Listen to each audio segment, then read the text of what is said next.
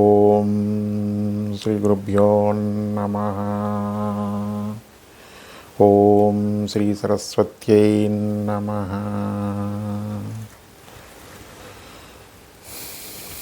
మిత్రులకు నమస్తే. దగ్గరలోనే మనకు శరన్నవరాత్రులు ఉన్నాయి కాబట్టి ఆ శారదాదేవి యొక్క అనుగ్రహం మనకు కలగాలంటే ఆమె యొక్క భక్తుల యొక్క జీవిత చరిత్ర మనం తెలుసుకోవాలి. అటువంటి కోవలోకి చెందినవాడే ఆయన ఒక మహాభక్తుడు, ఆయన ఒక మహా విద్వాంసుడు, ఆయన ఒక మహాజ్ఞాని, ఆయన ఒక మహాకవి. అటువంటి వ్యక్తి గురించి మనము ఈరోజు తెలుసుకుందాం. ఆయన పేరే శ్రీహర్షుడు. సో శ్రీహర్షుడు నైషధ చరితము అనే ఒక అద్భుతమైన కావ్యం రాశాడు. అది దమయంతి నలుడు యొక్క ప్రణయగాథను గురించి తెలియజేస్తుందన్నమాట. అయితే ఈ నైషధం అంటే ఏంటంటే నిషధ అనే దేశం యొక్క రాజు కాబట్టి నలుడు నిషధ దేశం యొక్క రాజు కాబట్టి నలుడు ఆయన చరితం కాబట్టి నైషధ చరితం అన్నారన్నమాట. సో అయితే ఈ నైషధ చరితం అనేది ఒక మహాకావ్యంగా పరిగణిస్తారు. దీన్ని ఎందుకు మహాకావ్యంగా పరిగణిస్తారు అంటే దీంట్లో ఒక అద్భుతమైన కవితా వర్ణనే కాకుండా అనేక శాస్త్రాలకి, ఉదాహరణకి మనకు ఖగోళ శాస్త్రం ఉంది, తర్వాత సంఖ్యాశాస్త్రం ఉంది, ఇంకా అనేక రకాల శాస్త్రాలు ఉంటాయి కదా, లేకపోతే పురాణాలు ఉన్నాయి. ఈ అన్ని శాస్త్రాలకు సంబంధించిన అనేక రహస్యాలని, అనేక విషయాలని ఆయన అందులో క్రోడీకరించారన్నమాట. సో అందుకని ఇదేంటంటే ఊరికినే ఏదో పుక్కిటి పురాణంలోనో లేదంటే ఏదో ఊరికినే ఏదో మన వర్ణంలోకి వెళ్ళిపోయి ఏదో వర్ణించాడు, కవిత్వం వర్ణన తప్పితే రూపక అలంకారం అట్లా కాకుండా ఇందులో అద్భుతమైన కవితా వర్ణనే కాకుండా అనేక విద్వత్తుకు సంబంధించిన విషయాలు కూడా ఆయన చెప్పాడనమాట. అందుకని ఇది పంచమహాకావ్యాల్లో ఒక కావ్యంగా పరిగణిస్తారు. అసలు పంచమహాకావ్యాలు అంటే ఏమిటంటే, ఒకటి కుమార సంభవము, 2 రఘువంశము, 3 ఈ ఫస్ట్ 2 మహాకవి కాళిదాస్ రాశారనమాట. 3వది అది కిరాతార్జునీయం, ఇది మహాకవి భారవి రాశారనమాట. 4వది శిశుపాలవధ, మాఘుడు రాశాడనమాట. తర్వాత 5వది ఈయన శ్రీహర్షుడు రాసిన నైషధ చరితం అనమాట. శ్రీహర్షుడు ముఖ్యంగా 2 గ్రంథాలు, అద్భుతమైన గ్రంథాలు. ఒకటి ఏంటంటే నైషధ చరితము, 2వది వచ్చేసేసి ఖండన ఖాద్య ఖండనం అనమాట. ఈ 2 మహాగ్రంథాలు. సో ఇప్పుడు మనం ఇందులో ఈ వీడియోలో 2 భాగాలుగా చూద్దాము. ఒకటి ఏంటంటే శ్రీహర్షుని యొక్క క్లుప్తమైన జీవిత గాథ, 2వది ఏంటంటే ఆయన గ్రంథాల గురించి, తర్వాత ఆయన గురించి మిగతా కంచి పరమాచార్య లాంటి అంతటి మహానుభావులు కూడా ఆయన గురించి ఏమన్నారనేది మనం రెండవ భాగంలో చూద్దాం అనమాట. సో ముఖ్యంగా ఇప్పుడు ప్రస్తుతం క్లుప్తంగా శ్రీహర్షుని యొక్క జీవిత చరిత్రలోకి వెళ్తే, ఆయన బేసిక్గా ఆయన కన్యాకుబ్జానికి చెందినవాడు అనమాట. కన్యాకుబ్జం అంటే మనకు ప్రస్తుతం ఉత్తరప్రదేశ్లో ఉన్న కాశీకి దగ్గరలో ఉన్న ఒక పట్టణం అనమాట ఒకప్పుడు. అయితే అక్కడ ఆయన తండ్రి పేరు శ్రీహీరుడు అనమాట, తల్లి పేరు మామల్లాదేవి అనమాట. ఆయన 12వ శతాబ్దానికి చెందినవాడు, అంటే 1170 లేదంటే 1160 to 1200 ఈ సంవత్సరం మధ్యలో అనమాట ఆయన కాలం అనమాట. 12వ శతాబ్దానికి చెందినవాడు. అయితే ఆయన తన తల్లిదండ్రులతో అక్కడ ఉండేవాడు. అయితే ఆయన తండ్రి శ్రీహీరుడు అక్కడ యొక్క రాజాస్థానంలో ఒక విద్వాంసుడు అనమాట, ఈజ్ అ స్కాలర్. సో అయితే ఏంటంటే ఆయన రోజు రాజస్థానానికి వెళ్ళి అక్కడ పండిత చర్చలు, గోష్ఠులు అంతా జరుగుతుంటాయి కదా. రాజు యొక్క సాహితీ అభిరుచి అంతా ఈ కవులు పండితులంతా కలిసి రాజుగారిని ఎంటర్టైన్ చేస్తుంటారు అనమాట అక్కడ. సో అట్లా. సో అయితే ఆయన రోజు రాజ్యసభకు వెళ్తూ ఉన్నాడు. అయితే ఒకరోజు ఏంటంటే ఇట్లానే రాజాస్థానంలో ఉదయనాచార్యుడు అని చెప్తారనమాట. ఆయన యొక్క ఆయన మహాపండితుడు అనమాట. ఆయనతోటి ఇట్లానే ఒక ఒక చర్చ లాంటిది జరుగుతూ ఉంటుందన్నమాట. ఆ చర్చలో అందరూ పాల్గొంటూ ఉంటారు. ఒకళ్ళ మీద ఒకళ్ళు రకరకాలుగా వాగ్వివాదం అంతా జరుగుతూ ఉంటుంది. ఈ వివాదాల్లో ఏంటంటే ఒకటి జల్పము, తర్వాత వితండము, తర్వాత వివాదం ఇదంతా ఉంటుంది కదా. ఇట్లాంటి వాటిలో ఏంటంటే ఒకళ్ళు నేను గెలవాలంతా ట్రై చేస్తూ ఉంటారు. అయితే ఇట్లా చేస్తూ ఉంటే కనుక ఆ పాండిత్య చర్చలో ప్రమాదవశాత్తు ఈ ఉదయనాచార్యుడి చేతిలో ఈ శ్రీహీరుడు గారు ఓటమిని చవి చూస్తారనమాట. అయితే ఆయనకి చివరికి ఆయన ఓటమి అంగీకరించక తప్పదనమాట. దాంతో ఆయన చాలా బాధపడతారు. ఏదో కొన్ని విషయాల్లో ఈయన నిరూపించలేకపోతారు. ఆ విషయాన్ని ఆయన నిరూపిస్తాడు. దానివల్ల ఈయన ఓటమిని అంగీకరించాల్సి వస్తుంది. దాంతో ఈయనకి చాలా తన మీద తనకు చాలా గొప్ప నమ్మకం ఉంటుందన్నమాట. నేను మంచిగా మహాపండితుడిని అయితే నేను ఇది కూడా నేను చేయలేకపోయాను, నేను అనవసరంగా ఓటమి పాలైనని ఒక బాధపడతారనమాట. దాంతో ఆయన ఆ బాధలోనే కొంతకాలం అయిన తర్వాత మరణిస్తారనమాట. అయితే అంతకుముందే ఆయన తన భార్యకి చింతామణి మంత్రము అనే ఒక మంత్రాన్ని, సరస్వతి మంత్రాన్ని ఉపదేశిస్తారనమాట. ఆ సరస్వతి మంత్రాన్ని ఆమె ఏం చేస్తుందంటే, తన చిన్న పిల్లాడు అప్పటికి వాడికి 4 ఏళ్ళు 5 ఏళ్ళు ఉంటుందన్నమాట. అయితే వాడికి కూడా ఆమె ఉపదేశిస్తుంది అనమాట. వాడు వీలున్నప్పుడల్లా మెల్లగా ఆ మంత్రం చదువుతూ ఉంటాడనమాట. అయితే అంటే వాడు ఇంకా అప్పటికి సిద్ధి ఏమి ఉండదన్నమాట. అయితే సరే తండ్రి ఇట్లా పరలోకానికి వెళ్ళిపోయేటప్పటికీ వాళ్ళ కుటుంబం అంతా దుఃఖంలో ఉంటుందన్నమాట. అయితే కొంతకాలం గడుస్తూ ఉంటుంది అట్లా. అయితే అప్పుడు ఒకరోజు ఇట్లానే ఆమెకి ఆ ఆలోచన ఏమొస్తుందంటే, వీడు ఎట్టయినా కానీ పెద్దయ్యి ఆ ఉదయనాచార్యుడిని, తన తండ్రిని గెలిచిన ఉదయనాచార్యుడిని పాండిత్యంలో గెలవాలి, తన తండ్రి పేరు నిలబెట్టాలి మహాపండితుడని ఆమెకి ఒక దృఢ సంకల్పం కలుగుతుంది అనమాట. దాంతో వాడిని దగ్గరికి పిలిచి తను పడుకొని తన గుండెల మీద కూర్చోబెట్టుకొని జపం చేయమని చెబుతుంది అనమాట. అయితే ఇక్కడ ఒక చిన్న రహస్యం ఏమిటంటే, వామాచారంలో ఒక సాధన ఉంటుందన్నమాట. ఒక శవ సాధన లాంటిది ఒకటి ఉంటుందన్నమాట.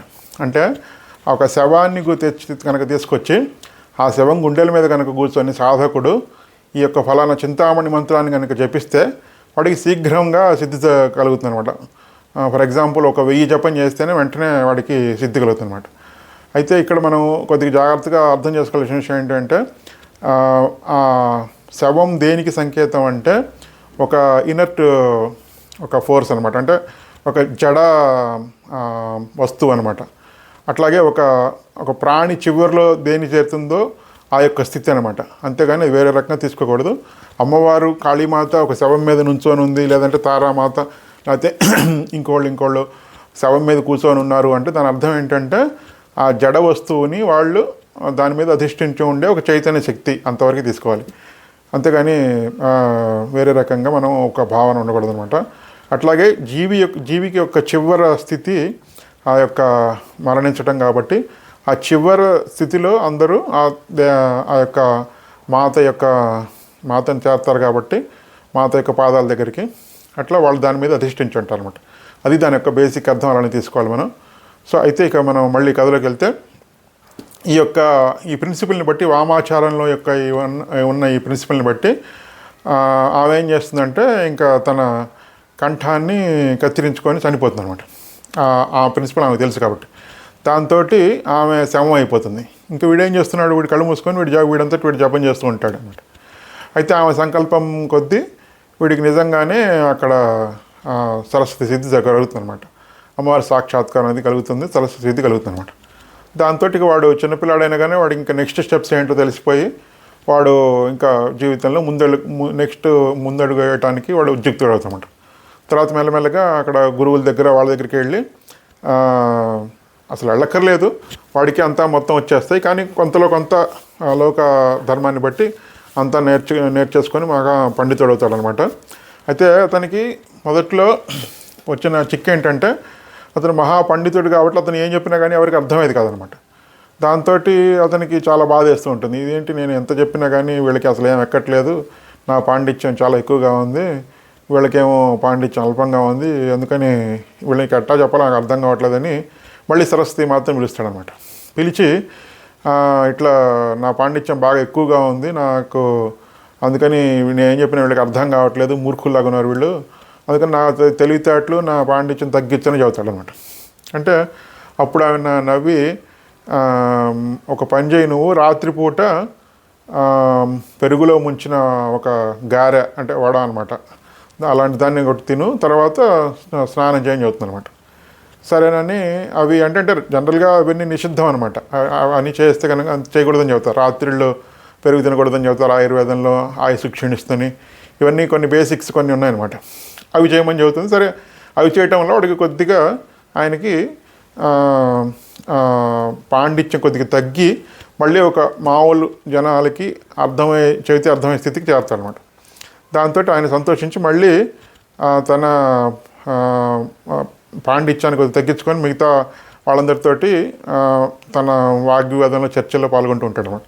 తర్వాత ఆయన ఒకరోజు బాగా అంతా అన్నీ సంపాదించిన అన్ని విద్యలు సంపాదించాను, అన్నీ ఇంకా నాకు తిరుగులేదన్న ఒక ఆత్మవిశ్వాసం కలిగిన తర్వాత రాజుగారి ఆస్థానానికి వెళ్ళి చెబుతాడనమాట ఆ సైనికులకి, వాళ్ళకి, నేను ఈరోజు రాజుగారిని కలవడానికి వచ్చాను, నేను ఫలానా శ్రీహీరుడి యొక్క కొడుకును, నాకు రాజుగారిని చూడాలని నేను వచ్చానని దయచేసి రాజుగారికి చెప్పండి అని చెబుతాడు. వెళ్ళి వాళ్ళు ఇట్లా ఫలానా అతను వచ్చాడని చెప్తే వెంటనే రాజుగారు ఆదరించి తీసుకెళ్తారనమాట.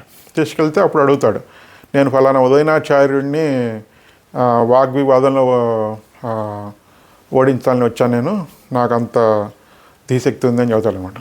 దాంతో సరేనని రాజుగారు ఉదయనాచార్యుడిని తోటి ఈయనకి వాగ్వివాదానికి చర్చకి ఆ యొక్క ఏర్పాట్లు అది చేయిస్తారన్నమాట. సరే చర్చ నడుస్తూ ఉంటుంది, వాగ్వివాదం అంతా జరుగుతూ ఉంటుంది. చివరికి తన ప్రతిభ అంతా చూపించి ఆయన్ని మొత్తానికి ఓడిస్తాడు.